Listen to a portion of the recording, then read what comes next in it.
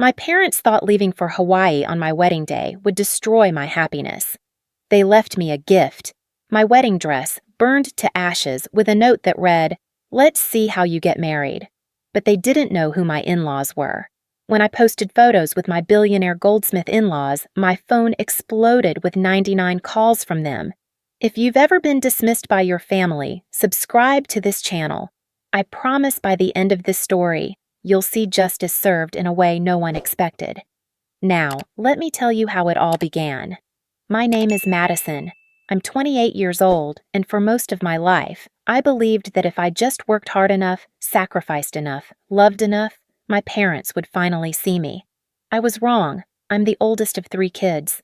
There's me, then my brother Tyler, who moved to Seattle for work and barely talks to the family anymore.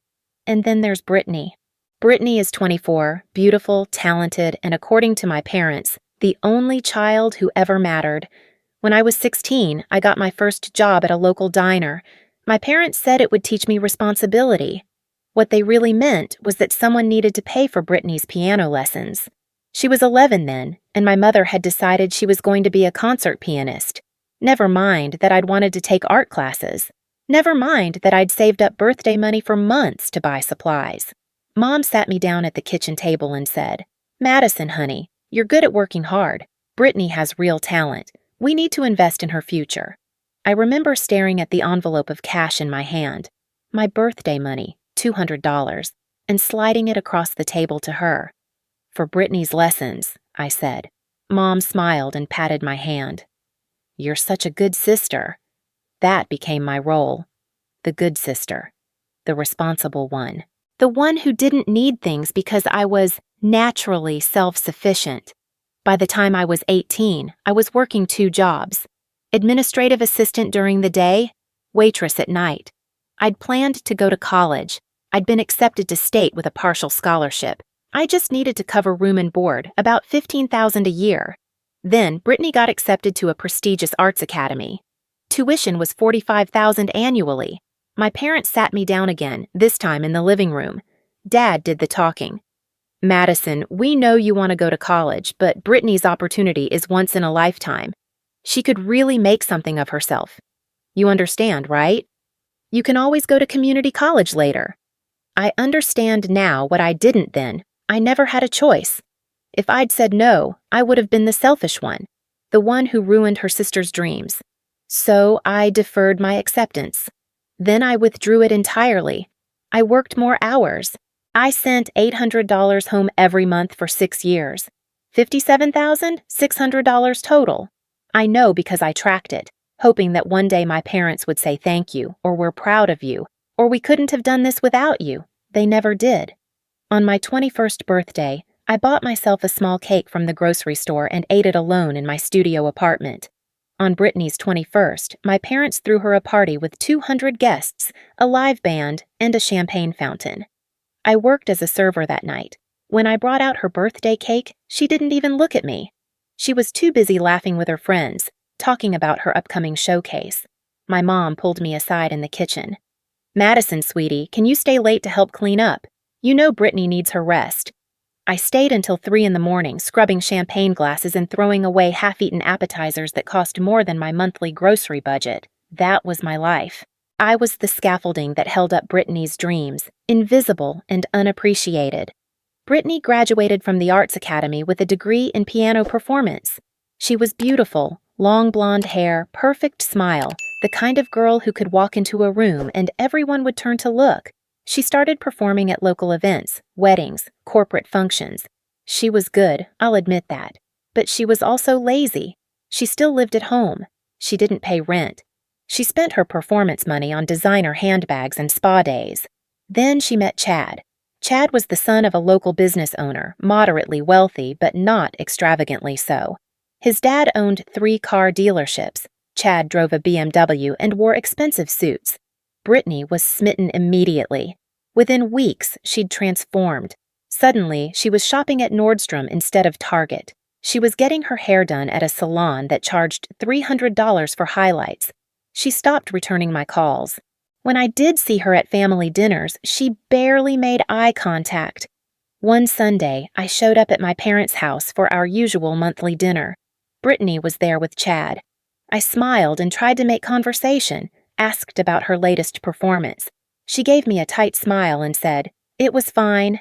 Then she turned to Chad and started talking about a restaurant they'd been to, somewhere with a Michelin star, somewhere I could never afford. Later, I overheard her in the hallway on the phone with a friend. "Yeah, my sister's here.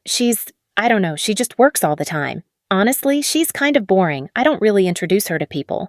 I stood there, holding a stack of plates I'd been carrying to the kitchen, and felt something crack inside my chest. A few months later, I was struggling financially. My car had broken down, and the repair cost $1,500. I didn't have it. I called Brittany and asked if I could borrow $500 just until my next paycheck. She sighed like I'd asked her to donate a kidney. "Madison, I can't. I'm planning my engagement. Chad and I are getting married, and I need every penny for the wedding." I called Mom next. Same response. "Honey, Brittany's wedding is so expensive. We're helping her with the venue. Can't you just take the bus for a while?" I took the bus for 4 months until I'd saved enough to fix my car. Around that same time, I met Daniel. He came into the coffee shop where I'd started working weekend shifts for extra money. He ordered a black coffee and a blueberry muffin, sat in the corner, and read a book on architectural history. He came back the next weekend, and the next. By the 4th visit, he asked my name. By the 6th, he asked me to dinner. Daniel was quiet, thoughtful, kind in a way that felt unfamiliar. He worked in the jewelry industry, he said, but he didn't elaborate and I didn't push. He wore simple clothes, drove a modest Honda, and split the check on our first 3 dates. He didn't try to impress me with money or status. He asked me questions about my life, my dreams, the things I'd given up. When I told him about Brittany, about my parents, he didn't say I was exaggerating or that family was forever. He just said, "You deserved better." 6 months later, he proposed. It was simple, a walk in the park, a ring that was beautiful but not ostentatious, and a question. "Madison, will you build a life with me where you come first?" I cried. I said yes. When I told my parents, they were sitting in the living room watching TV. I stood in front of the screen, holding out my hand to show them the ring. "Mom, Dad," Daniel proposed, "we're getting married." My dad glanced at the ring and shrugged. "Congratulations." My mom smiled, but it didn't reach her eyes. "That's nice, honey." Oh, speaking of weddings, Brittany and Chad are finalizing their venue. We need to put down a $3,000 deposit this week. You couldn't help with that, could you? I know you've been saving. I pulled my hand back. "Mom, I'm saving for my wedding." Her face hardened. "Madison, don't be selfish. Your sister only gets married once. You and Daniel seem like practical people. I'm sure you don't need anything fancy." I left without another word. Brittany's wedding was set for June 14th. She'd chosen the date 8 months in advance and sent out save the dates to everyone. I'd chosen the same date 6 months later, June 14th, because Daniel and I wanted a summer wedding and the venue we loved only had that Saturday available. When Brittany found out, she called me screaming, "You stole my wedding date!" "Brittany, I booked it months after you did. It's not the same." "Change it. You have to change it. Chad's family already has everything planned. You can get married anytime. My wedding is important." I hung up. 2 days later, my parents showed up at my apartment. My dad stood in the doorway with his arms crossed. "Madison, you need to be reasonable. Brittany's wedding is a big deal. Chad's family is important. Can't you just pick another date? There are 52 Saturdays in a year." "I already put down a deposit," I said, my voice steady. "I'm not changing it." My mom's face twisted. "Then we're not coming. If you're going to be selfish and ruin your sister's day, we won't be a part of it." "Ruin her day? I'm getting married too." "To a man who works in some jewelry store," Dad snapped. "Brittany's marrying into a family with connections. Your wedding doesn't matter as much, Madison. Accept it." I closed the door in their faces. 3 days before my wedding, a package arrived. It was a large box, plain brown cardboard with my parents' return address. My stomach twisted, but I thought maybe they'd changed their minds. Maybe this was an olive branch. I opened it. Inside was my wedding dress, or what was left of it.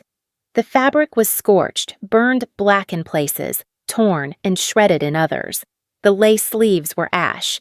The bodice was ruined. It smelled like gasoline and smoke. Underneath it was a letter in my mother's handwriting. "Let's see how you get married without a dress. You think you can be disobedient and still have your happy day? Selfish daughters don't deserve families. Your wedding day will be the worst day of your life. Your father and I will be in Hawaii, where people who actually matter get respect." I stared at the words until they blurred. I didn't cry. I didn't call them. I didn't scream. I just picked up the dress, my dress, the one I'd saved for months to buy, $2,500 of hope and joy. And I put it back in the box. I took a photo of it. I took a photo of the letter. I put the box in my closet. Then I went to the mall and bought a new dress off the rack for $800. It was simple, white, nothing like the one I'd chosen. But it would do. When Daniel came over that night, he found me sitting on the floor of my bedroom, staring at nothing.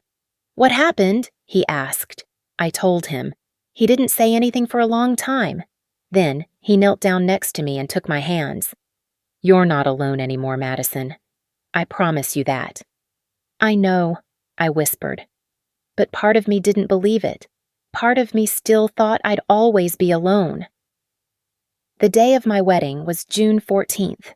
50 guests, a small venue with string lights and wildflowers. No mother to help me into my dress, no father to walk me down the aisle. My friend Chloe stood in as my maid of honor and held my hand when I started shaking before the ceremony.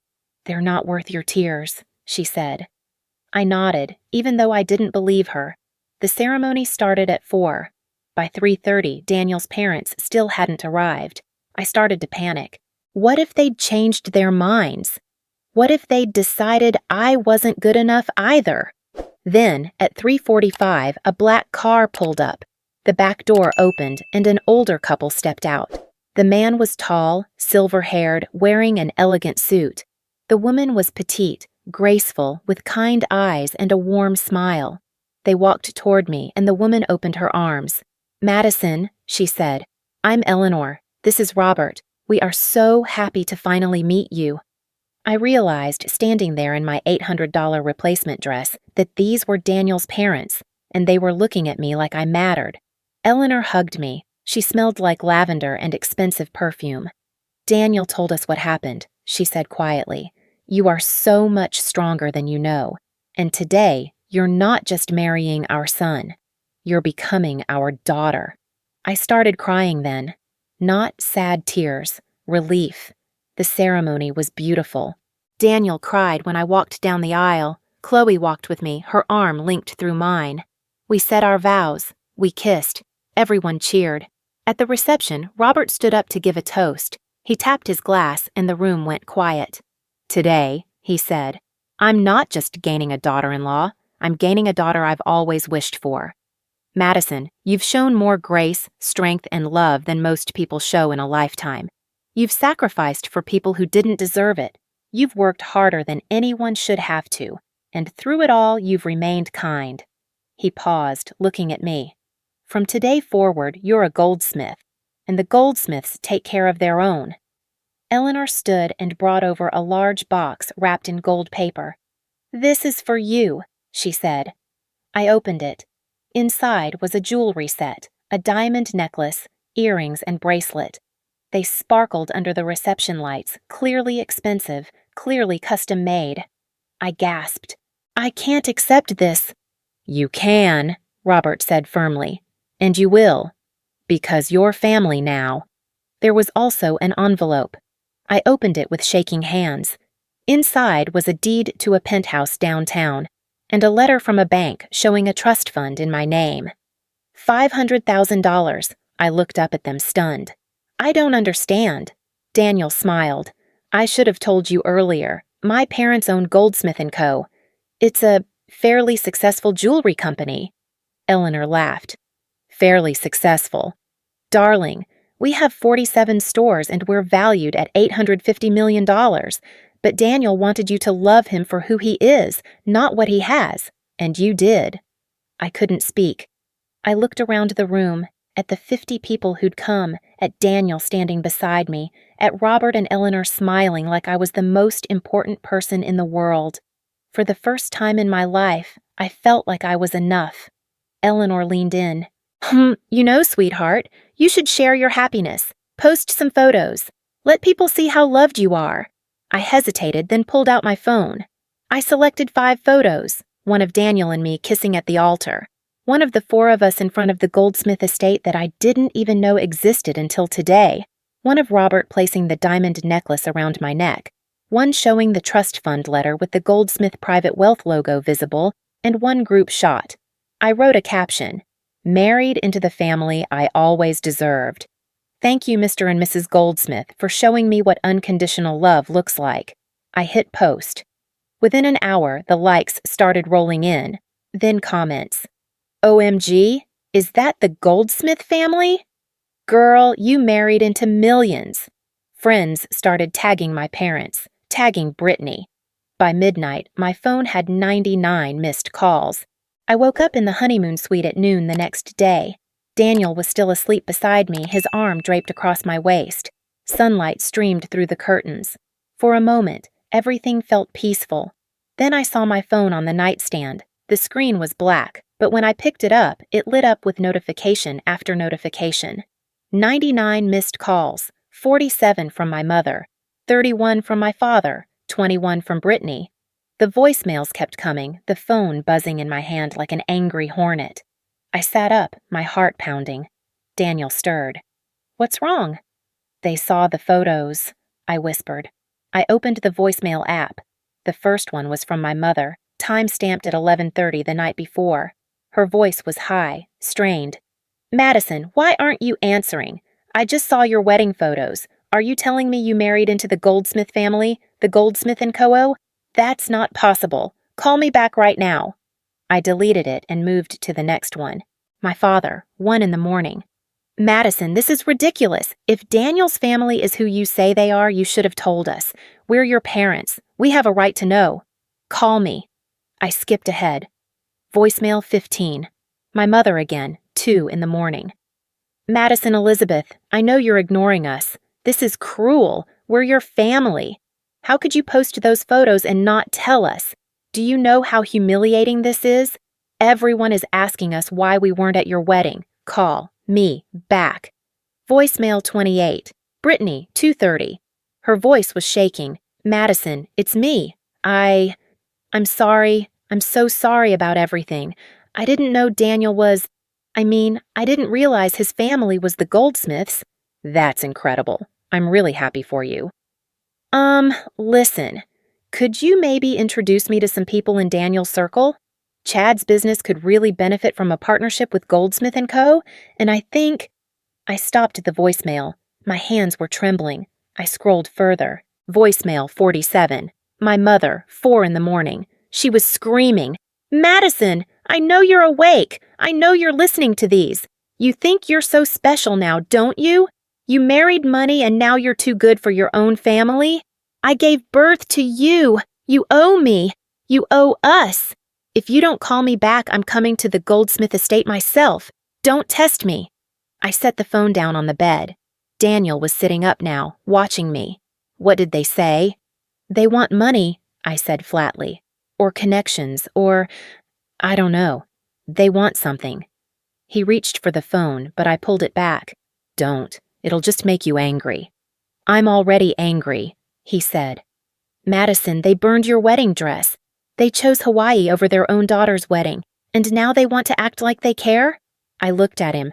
What should I do? He thought for a moment. What do you want to do? I thought about the box in my closet back at my old apartment, the burned dress, the letter, the years of working 2 jobs while Brittany got piano lessons and designer handbags, the $57,600 I'd never see again, the birthday cakes I'd eaten alone. I picked up my phone and typed a message, sent it to all 3 of them. I received your calls. I will not be responding. You made your choice when you burned my wedding dress and chose Hawaii over your daughter's wedding. I've made mine. Do not contact me or my husband's family. Madison Goldsmith. I blocked all 3 numbers. Then I turned off my phone and set it on the nightstand. Done. Daniel pulled me into his arms. I'm proud of you. I didn't feel proud. I felt hollow. But at least I felt free. That same day, across town, Brittany's wedding was happening. I found out later from a mutual friend what went down. 200 guests. A country club venue that cost $15,000 to rent. A 6-tier cake. A string quartet. Brittany wore an $8,000 dress and carried a bouquet of white roses that cost $300. But my parents weren't there. They were in Hawaii, lying on a beach, drinking Mai Tais, completely unaware that their youngest daughter was walking down the aisle without them. Chad's parents noticed immediately. During the cocktail hour, Chad's mother pulled Brittany aside. "Sweetheart, where are your parents? I thought they'd be here." Brittany's smile faltered. They had a family emergency. They couldn't make it." "Oh no, is everything all right?" "Yes, fine, it's fine." But word spreads fast at weddings. By the time the reception started, half the guests were whispering. "Did you hear? Brittany's parents chose her sister's wedding over hers." "No, I heard they went to Hawaii instead." "Wait, didn't you see Madison's photos? She married into the Goldsmith family, the billionaires." People started pulling out their phones, comparing. Madison's wedding at the Goldsmith private estate, Brittany's wedding at a rented country club, Madison's custom diamond jewelry, Brittany's borrowed pearls, Madison's 3-week honeymoon to a private island, Brittany's 4-day trip to Cancun that Chad had booked on a budget travel site.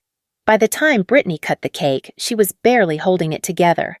She excused herself to the bathroom, locked herself in a stall, and sobbed. A bridesmaid found her 20 minutes later. "Britt, what's wrong? This is your wedding day." "My sister," Brittany choked out. "My sister married a billionaire, and I treated her like garbage. I told people she was boring. I didn't invite her to things. I said she wasn't worth knowing. And now everyone's comparing us, and I look like an idiot." Chad found her after the bridesmaid came to get him. He held her while she cried, mascara running down her face, her $8,000 dress wrinkling. "Babe, it's okay. Your wedding is beautiful." "No, it's not," she whispered. "It's nothing compared to hers, and I deserve it. I deserve all of it." Meanwhile, my parents returned from Hawaii 3 days later. They walked into their house, sunburned and tired, and immediately checked their phones. They had dozens of messages. Friends asking why they'd missed Brittany's wedding. Acquaintances congratulating them on Madison marrying into the Goldsmith family. Cousins asking if it was true that Madison was now worth millions. My mother opened Facebook on her laptop. The first thing she saw was my wedding post. 10,000 likes. 3,000 comments. She clicked on the photos, zoomed in, saw the Goldsmith mansion in the background, the diamond necklace around my neck, Robert's arm around my shoulders, smiling like I was his own daughter. She Googled Goldsmith & Co. The Wikipedia page loaded. $850 million valuation, 47 stores across the United States. International expansion planned for next year. CEO Robert Goldsmith and his wife Eleanor, prominent philanthropists. She turned to my father. "Jerry, we made a mistake." He was staring at his own phone, his face pale. "That's not a mistake, Linda. That's a disaster. Do you know what this means? Madison married into one of the wealthiest families in the country, and we burned her wedding dress." "She'll forgive us," my mother said quickly. "She always forgives us. She's Madison. She's the responsible one. We'll apologize, explain that we didn't know, and what? You think she's going to forget that we chose Hawaii over her wedding? That we told her she didn't matter?" My mother's hands were shaking. "We have to try. Jerry, if she's connected to the Goldsmiths, that could help Brittany and Chad. That could help us. We can't just lose her." My father looked at her. "We already did." But my mother didn't listen. She started calling, over and over. I never answered. The calls went straight to a blocked number message. She tried emailing. The emails bounced back. She tried sending a Facebook message. I'd unfriended her. A week later, she tried a different approach. She sent a gift basket to the Goldsmith estate. $200 worth of gourmet chocolates, wine, and cheese. She included a card. Madison, we miss you. Please call. Love, Mom and Dad. The gift basket was returned the next day by estate security with a typed note. Mrs. Goldsmith does not accept unsolicited gifts. Mrs. Goldsmith. Not Madison, not your daughter. Mrs. Goldsmith. My mother sat at the kitchen table and cried. Brittany tried too. She created a new Instagram account. I'd blocked her old one and sent me a DM. Madison, I know you blocked me, but I have to say this. I'm so sorry. I was terrible to you. I was selfish and cruel, and I took you for granted. You deserved so much better. I don't expect you to forgive me, but please, can we just talk? I'll meet you anywhere. I'll do anything. I'm so sorry. Please. I saw the message. I read it. I didn't respond. 2 weeks later, my mother called Eleanor. She'd gotten the number from the Goldsmith & Cumber corporate directory. Eleanor's assistant answered. Goldsmith residence, how may I help you? Yes, this is Linda Baker. I'm Madison's mother. I need to speak with Mrs. Goldsmith, please. There was a pause. One moment. Eleanor came on the line. Her voice was cool, polite. Mrs. Baker. Mrs. Goldsmith, I'm so glad I reached you. I think there's been a misunderstanding. I'd love to meet with you and Madison to clear things up. I'm sure we can— Mrs. Baker, Eleanor interrupted. Madison told me about the wedding dress. She showed me the letter. There's no misunderstanding. I think it's best if you respect her wishes and stop contacting this family. But I'm her mother. And I'm her mother-in-law. The difference is, I love her unconditionally. Good day, Mrs. Baker. The line went dead. My mother sat in her living room, phone in her lap, and realized for the first time that she'd lost me. Not temporarily. Not in a way she could fix with apologies or gifts. She'd lost me permanently. 2 months passed. I didn't think about my parents much. I was too busy living. Daniel and I moved into the penthouse his parents had given us. It had floor-to-ceiling windows overlooking the city, 3 bedrooms, a chef's kitchen, and a balcony where we had coffee every morning. Eleanor invited me to work with the Goldsmith Foundation, their family charity.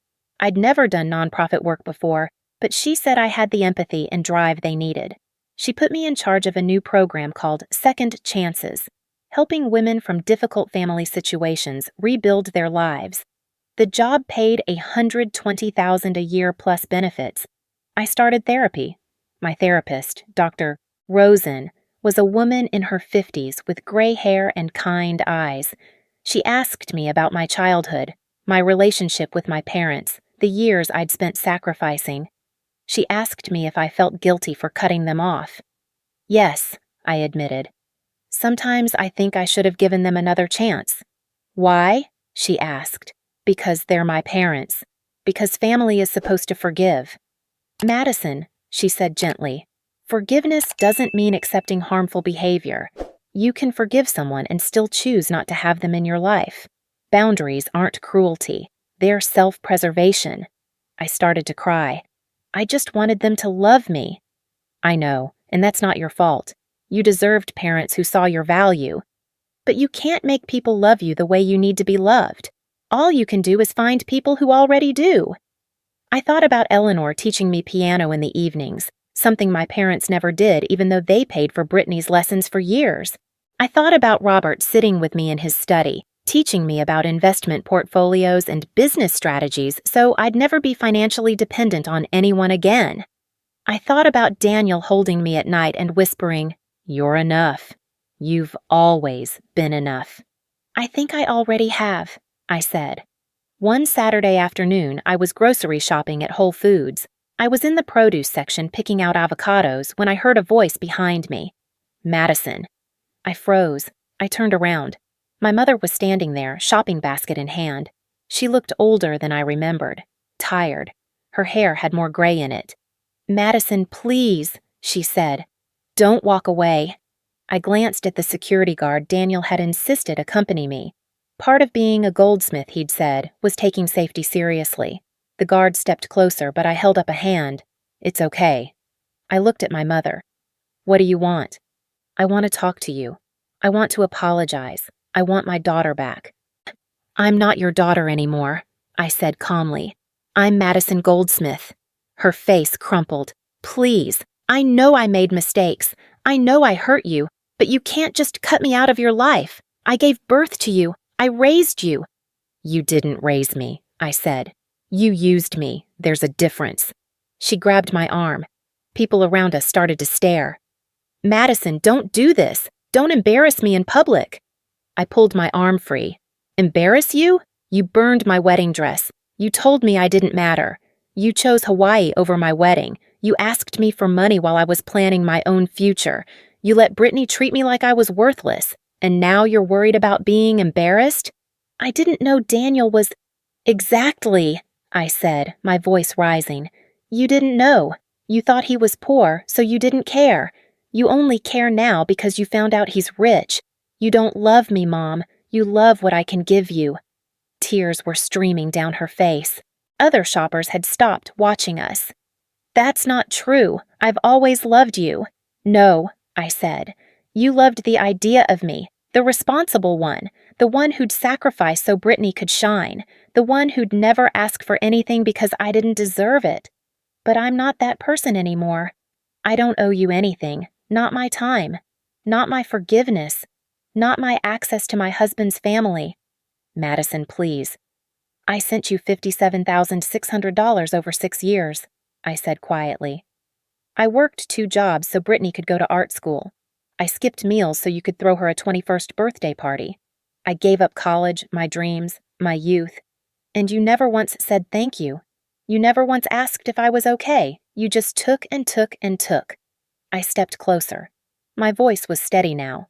You can tell Brittany and Dad that I wish them well. But I'm not your daughter anymore. I'm a Goldsmith, and I deserve better than what you gave me. I turned and walked away. My mother stood in the middle of the produce section, crying. Someone whispered to their friend as they passed her. Isn't that the woman whose daughter married into the Goldsmith family? The other person whispered back. I heard she skipped the wedding. Can you imagine? I didn't look back. 6 months passed. A year. My life became something I'd never imagined. Daniel and I traveled. Paris, Tokyo, the Amalfi Coast. Eleanor and I worked on the Second Chances program together, and we helped 30 women in the first year alone. Robert taught me about the jewelry business, and I started attending board meetings, learning how the company worked. I got pregnant. When I told Eleanor, she cried. A grandchild, she whispered. Oh, Madison, you've given us so much. You've given me everything, I said. My daughter was born on a snowy December evening. We named her Eleanor Marie Goldsmith. She had Daniel's dark hair and my eyes. Robert held her in the hospital and cried. Eleanor couldn't stop smiling. 2 years after my wedding, it was Christmas Eve. We were at the Goldsmith estate, a sprawling mansion decorated with white lights and garland. Eleanor Marie was 6 months old, babbling happily in my arms. Daniel stood beside me, his hand on my back. Robert was by the fireplace, laughing at something Eleanor had said. The doorbell rang. Our butler, James, appeared. Mrs. Goldsmith, a delivery for you. He handed me an envelope. It was a Christmas card. I opened it. Inside was a photo of Brittany holding a sign that said, I was wrong. I'm sorry, Madison. My parents stood behind her, looking somber. The card read, We're sorry. We miss you. We love you. Mom, Dad, and Brittany. Daniel looked over my shoulder. What do you want to do? I stared at the photo, at my mother's face, older and sadder, at my father's eyes, filled with something that might have been regret, at Brittany's sign, handwritten and desperate. Eleanor came over, baby Eleanor reaching for her grandmother. Sweetheart, are you all right? I looked at the card for a long moment. Then I looked around the room, at Daniel, who'd loved me when I had nothing, at Eleanor and Robert, who'd chosen me as their daughter, at my baby girl, who'd never know what it felt like to be second best. You know what I realized? I said quietly. Some people only love you when they realize other people value you. That's not real love. That's regret. Eleanor squeezed my hand. You're right. I walked over to a drawer in the entryway table and put the card inside. I didn't throw it away. I didn't rip it up. I just put it away. Maybe someday I'd read it again. Maybe not. But today I didn't need it. I turned back to my family. My real family. Who wants hot chocolate? Robert grinned. With extra marshmallows? Is there any other way? We went into the kitchen together, laughing, Eleanor Marie giggling in my arms. Through the window, I could see snow falling softly on the estate grounds. The Christmas tree lights twinkled. Daniel wrapped his arm around my waist. "Are you happy?" he asked. I thought about the girl I used to be, the one who worked 2 jobs and ate birthday cake alone, the one who thought she had to earn love, the one who believed she wasn't enough. "Yes," I said, "I really am." And I meant it, because I'd learned the most important lesson of all. The best family isn't the one you're born into. It's the one that chooses you. It's the one that sees you, really sees you, and loves you anyway. It's the one that makes you feel like you've finally come home. I was Madison Goldsmith now, and I was enough. I'd always been enough. I just needed the right people to show me. If you've related to this story, if you've ever had to set boundaries with family members who didn't value you, leave a comment below. You're not alone. Sometimes the bravest thing you can do is choose yourself. And remember, you deserve unconditional love. Not love with conditions. Not love you have to earn. Just love. Subscribe for more stories about finding your worth and building the life you deserve.